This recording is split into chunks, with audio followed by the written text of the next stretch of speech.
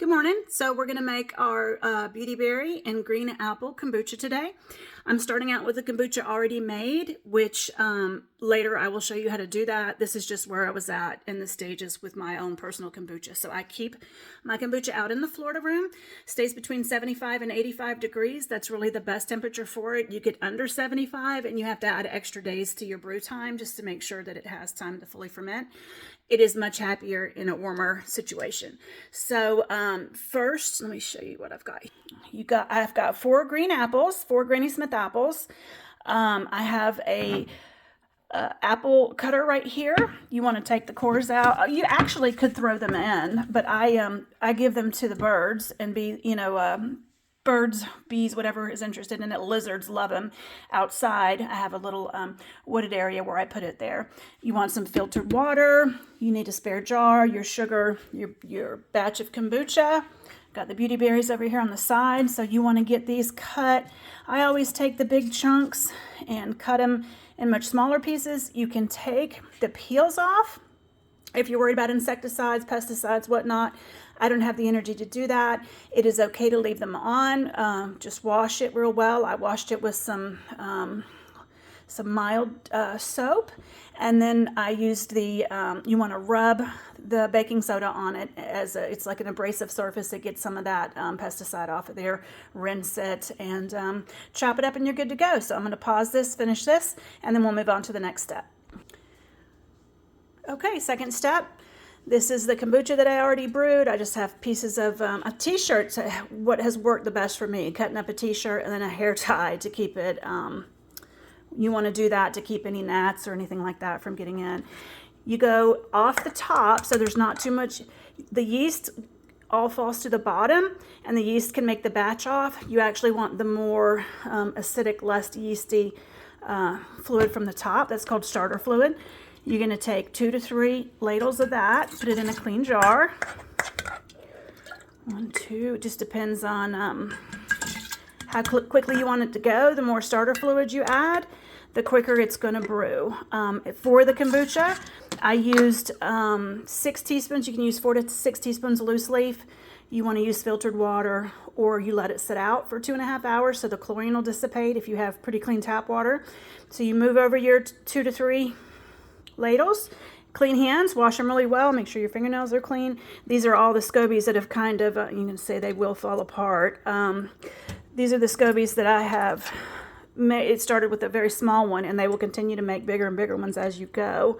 If you're real careful and you leave them there for a long time, they'll get thick and hard and nice where it's just like a thick layer. Makes it easier, like if you're going to give it to someone or sell it, but just for your own use, it doesn't really matter what they look like. They all work the same. So now that you've got that done, you're going to be moving over your cover, and you can either let it sit in a dark place. Sunlight is an antibacterial agent. It will kill the good bacteria in this. So you want to keep it in a dark place, or you can immediately start your next batch. I have 6 going at any given time, 3 that are sitting and 3 that are brewing, and I just switch them out as I go. So this is what you have left over. You can see it's not by any means a full gallon. I do 6 teaspoons of loose leaf tea, and about 3/4 of the way, some of it is evaporated. So this is what you end up with. So you will be adding extra filtered water as you go.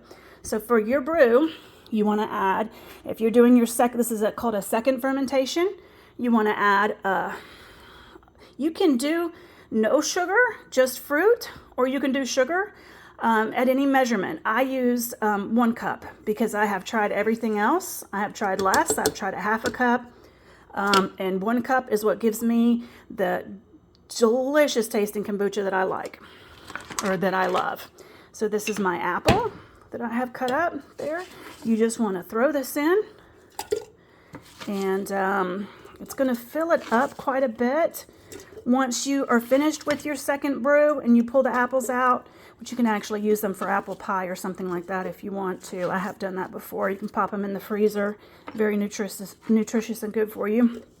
Let's see here. And with these, I did want to point out,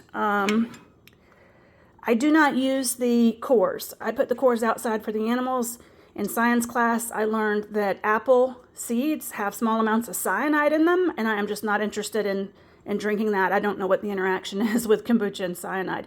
It leaches all the nutrients and minerals out of the fruit into the kombucha and makes it available for you to drink and to make you healthy and heal you.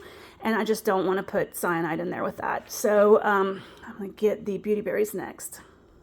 So after my accident yesterday, I ended up with about a cup of Beautyberries left. That's after I accidentally dropped them outside and had to work to get them back together again. I've put them in this cup container here. I've taken this cup on top and mashed them. I have never used Beautyberries before.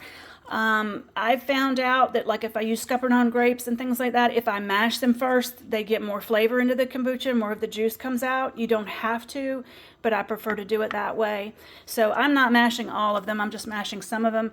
I imagine most of what we're going to get out of this is going to be a color, a beautiful color, and some more vitamins more than much flavor, because these actually don't have a whole lot of flavor. And then you just dump them in.